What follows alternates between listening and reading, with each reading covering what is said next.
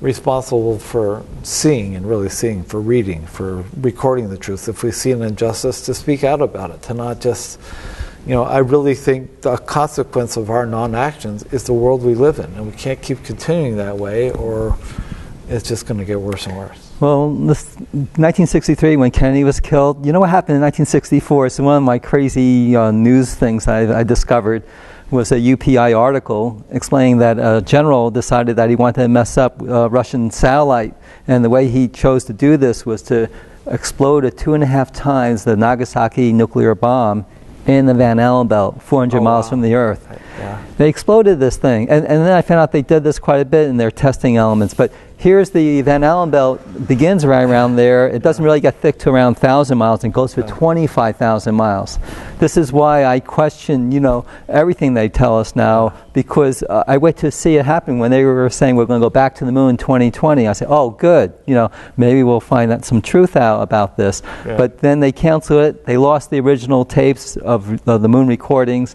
There's all these left unanswered questions, and I just shake my head, and if you mention this even to people that are aware of 9/11, they get very upset because we're so ingrained. But when I looked at the Kennedy using him as a in his saying of we'll be getting to the moon by the end of the decade, and then seeing him gone, and then seeing these stupid generals explode nuclear bombs in our low orbit space level, and then and then nobody's ever gone there, and the only time that they tried to see how far they can go was 1997, 1998, I believe. NASA wanted to see if how far they can go in their shuttle, and they had better deflector gear, and they were in the suits. At 350 miles, they were reporting electrons so intense running through their heads that they could see with their eyes closed, and they were forced back down. They used, CNN called it killer electrons. And that's the only time I've heard of anyone trying to see, I know we've sent out missions, robotic missions beyond that point, but it's never, ever since the Apollo missions, no one's ever claimed it from any country, and other countries were way more advanced. So the deception goes down to our basic belief system, and I can understand how you and other people would say, okay, I'll only go here because it's just too much, and we're not going to get anywhere. that are there kind of. Exactly. Saying, wait, I don't want to know anymore. But one thing that I want to make sure that I underscore with everybody is that people can argue whether we went to the moon or we didn't go to the moon, whether there's radiation that is in the universe that is man-made and is causing this. I mean, there's lots of really well thought out, really good things that are happening. But there's also there can be two sides to that. But there can never be two sides to the story of investigation. I mean, I don't know definitively what happened. I don't think anybody knows definitively, but we should. And we have a whole electorate that's supposed to be representing us, who should be leading the charge to find out what the hell really happened on that day. I mean, our world has changed. I can go on and on for all the bad changes that have happened. Why don't we to this day know what happened on that day? Especially when there's unprecedented elements that the official story says, that never happened before or since. There's never been a still frame building collapsing that way. Well, no, I mean, you can watch any of the 9/11. There's probably 3,000 9/11 pieces out there that go through all the discrepancies. Yeah. That's why I just tried to do the 11 minutes of it. Yeah. Any thinking person, and any non-thinking person can say, they may not know what happened, but they'll say, I don't know what happened. There's unanswered questions. The least you'll get out of it is there's unanswered questions, and there shouldn't be. With all the capability, with media, and with all these things, we should know what really happened that day. And the reason we don't is because it's designed for us not to. And we need to deal with that reality. We need to have some ability to deal with science and critical thinking, as you said. Evolution has taken a funny turn these days, and that's why all these species are going extinct. And that's why our consciousness might be the most critical element of our being surviving this time period. And but I also want to mention, when people look at the problem and it looks so big, that since we're here, that's proof enough of a miracle to be open-minded to not being afraid and to having trust and to standing up for integrity. He's still here. Yeah. He's a lot more he's a lot more of an advocate that way. So no, I understand what you're saying, and I really think that fundamentally we have to be true to ourselves. Yeah. And whoever you are as a human being, and whatever your truth is, you have a responsibility to be that person. And if that's all we do, good will happen. Yes. Well, thank you for coming today, and this has been a great program, and I look forward to just doing this maybe more with you, and great. And showing parts of the film, and they'll be showing the film here at this station and others. Great. Thank you so much. Thank you. I will promise you this, that if we have not gotten our troops out by the time I am president, it is the first thing I will do. I will get our troops home. We will bring an end to this war. You can take that to the bank.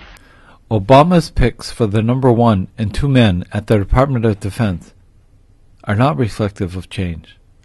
The Secretary of Defense, Robert Gates, is the same man as we had under George Bush. Real change has in fact become no change. And the number 2 man was a former lobbyist for Raytheon, a company that has paid the U.S. government millions to settle several overcharging disputes, and a company that has been involved in numerous bribery scandals. These guys will not likely be leading peace movements anytime soon, nor restructuring what is a systemically corrupt military procurement system.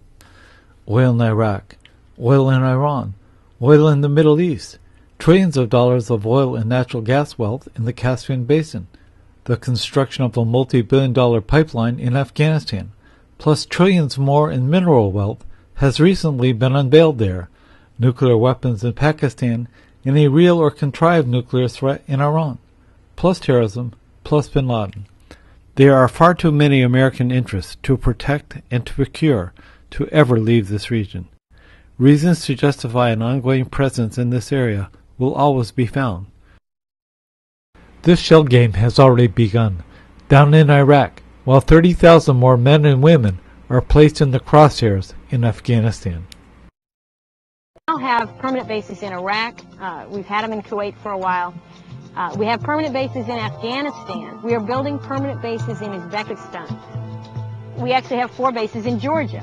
So if you draw a map that connects the dots between all of the bases that we have done since the Cold War ended, what you see is American military hegemony covering 90% of the globe's energy resources in terms of gas and in terms of oil. Do you think that Russia had over 100,000 soldiers on the ground in Afghanistan to fight terrorism and bring freedom to the masses?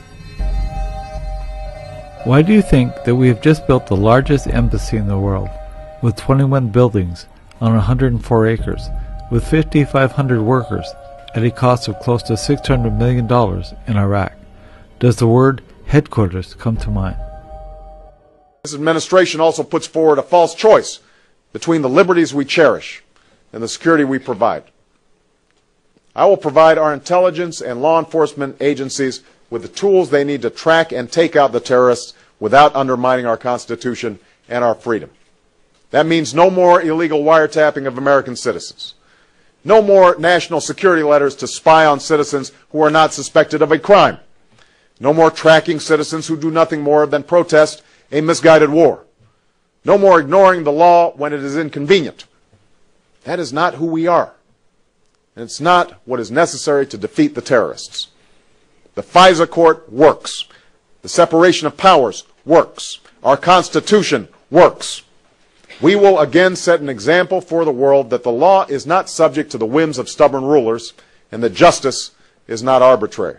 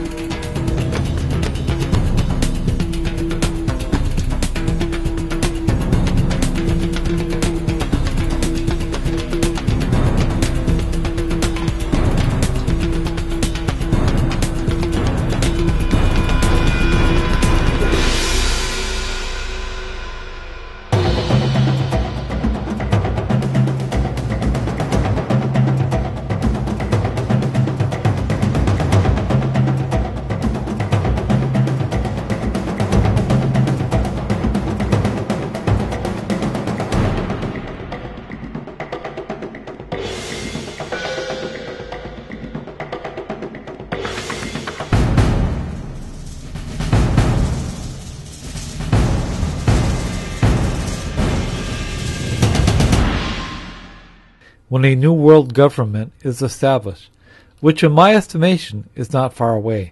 For I believe we are in the end game. The actions have become more dramatic, the tactics more brazen, the lies more bold, as we foolishly, but willingly, are led into a totalitarian world which will be run by the power elite.